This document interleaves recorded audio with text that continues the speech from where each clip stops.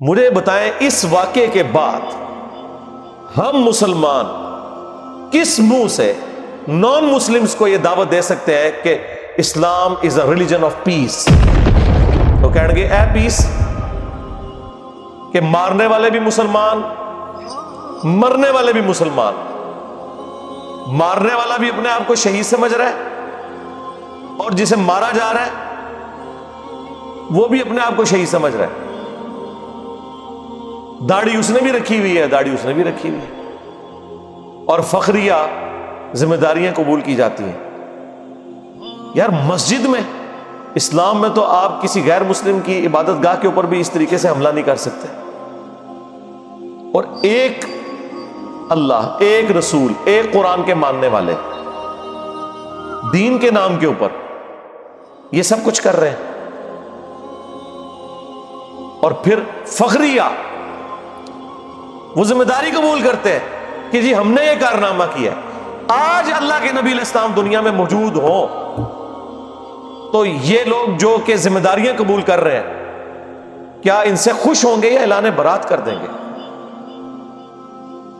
اللہ کے نبی علیہ السلام تو ان سے فرمائیں گے کہ بھئی قرآن تم نے نہیں پڑھا تھا؟ سورۃ المائدہ کی آیت نمبر 32 کہ جس نے ایک جان کو ابھی ناحق قتل کیا، سوائے دو استثناء کے کہ قتل کے بدلے قتل ہو رہا ہو اور وہ بھی جوڈیشری کے تھرو، قاتل کو قتل کیا جائے گا، یہ نہیں کہ انہوں نے ہمارے اتنے بندے مارے ہم اتنے مار دیں گے، نہ، یا فساد فی الارض کرتا ہو وہ بھی جوڈیشری کے تھرو، یہ نہیں ہے کہ میں ڈیسائیڈ کروں گا کہ یہ جو ہے غدار وطن ہے اور یہ حب الوطنی کا سرٹیفکیٹ سے ملتا ہے، نہیں، جوڈیشری کے تھرو۔ یہ دو استثناء، ان کے سوا اگر کسی انسان نے دوسرے انسان کو قتل کیا، انسان کو، مسلمان نہیں، کوئی بھی زیرو انسان، گویا اس نے پوری انسانیت کا قتل کیا، اور جس نے ایک جان کی زندگی بچائی گویا اس نے پوری انسانیت کو بچا لیا۔ اور پھر جس شان سے اللہ تعالیٰ نے سورۃ البقرہ میں فرمایا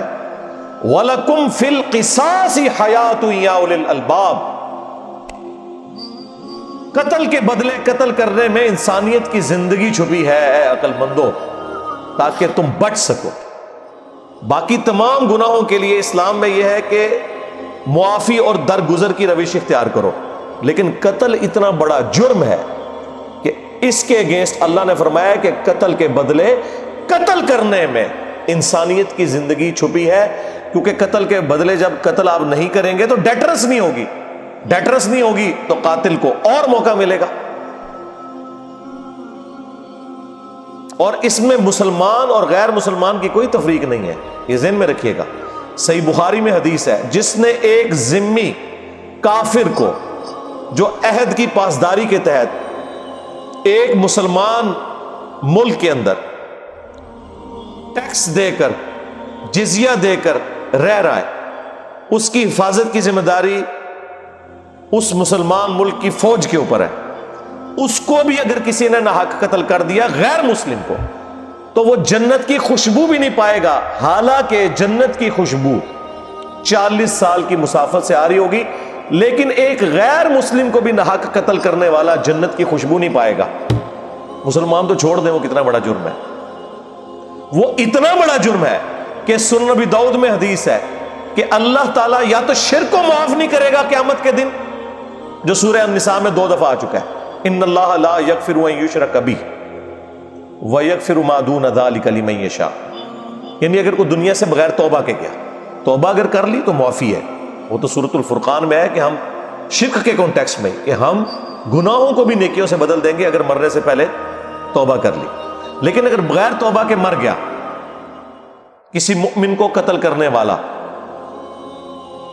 تو وہ بھی قیامت والے دن اللہ کے حضور قابل معافی نہیں ہے۔ 2 لوگ قابل معافی نہیں ہیں، نمبر 1 شرک کرنے والا، اور نمبر 2 ایک مؤمن کا قتل ناحق کرنے والا۔ اس کے اوپر تو کتنی احادیث ہیں، بخاری اور مسلم دونوں میں حدیث ہے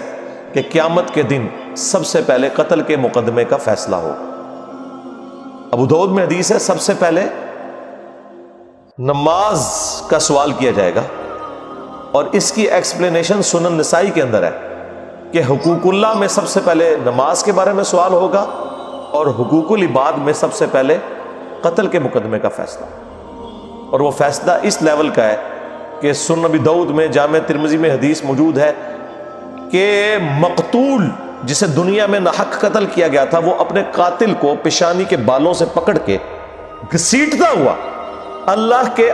عرش کے پائے کے پاس پہنچ جائے گا اور کہے گا کہ یا اللہ آج مجھے انصاف چاہیے کہ اس شخص نے میری زندگی کیوں چھینی تھی مجھ سے. یعنی اس کی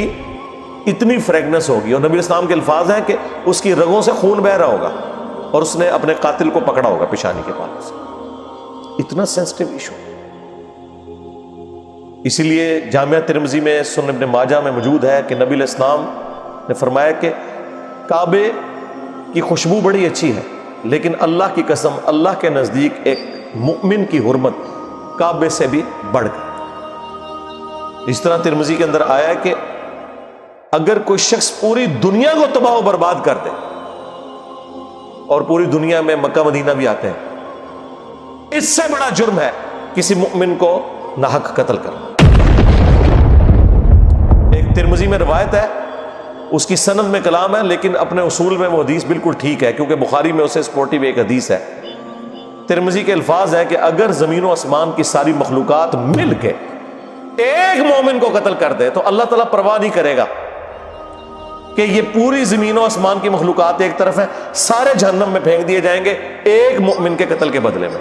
اور اس کو سپورٹیو وہ بخاری کی حدیث ہے جب حضرت عمر فاروق رضی اللہ تعالیٰ عنہ کے سامنے ایک قتل کا مقدمہ پیش ہوا اور آپ رضی اللہ تعالیٰ عنہ کو بتایا گیا کہ اس میں فلاں گاؤں والے شامل ہیں، تو آپ نے فرمایا اگر پورا گاؤں بھی شامل ہوا نا میں سب کو اس کے بدلے میں قتل کرواؤں گا. یہ جناب انسانی جان کی اہمیت ہے.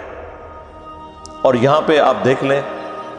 انسانی جان کی کوئی اہمیت نہیں اور ایک مسلمان دوسرے مسلمان کو قتل کر رہا ہے اسلام کے نام کے اوپر. یہ کون سا اسلام ہے؟ اور پھر میں سلوٹ کرتا ہوں افغانستان کی گورنمنٹ کو، حالانکہ میں ان سے ایکسپیکٹ نہیں کر رہا تھا جتنے آج کل وہ ہارڈ لائنر ہوئے ہیں پاکستان کے حوالے سے، کہ انہوں نے اس واقعے کو کنڈیم کیا.